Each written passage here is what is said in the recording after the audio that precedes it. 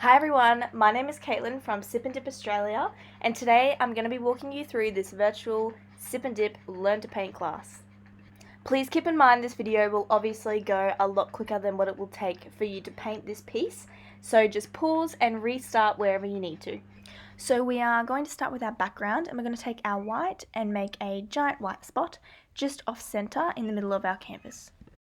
Once we have that white spot, we are going to add some red around it.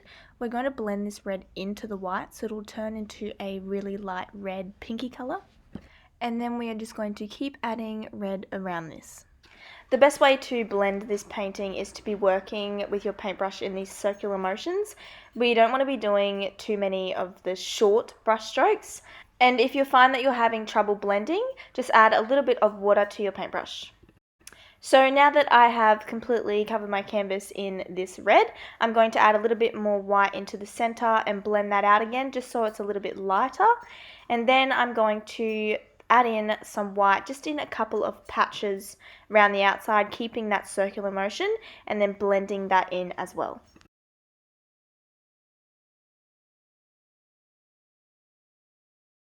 Okay, once we are happy with that background, we're going to take our black and add our tree. With our tree, we want to try and avoid painting it over that white spot we have in the middle. We want to paint those branches so that it's kind of coming around the white spot. So we are going to start with the outline of our trunk and then fill that in, and then we can kind of play around with this trunk a little bit, add a little bit more to it if you like, or you can wait until you've started to do the branches and then you can decide if you want your trunk to be a little bit bigger.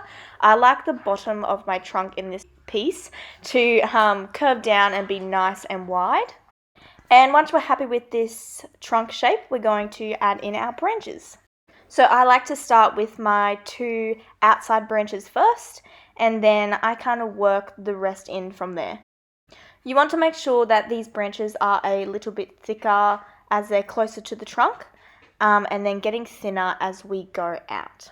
So I start here with kind of three main bigger branches, and then I add on some smaller ones from there, and then on those smaller ones I add on some kind of twig size branches.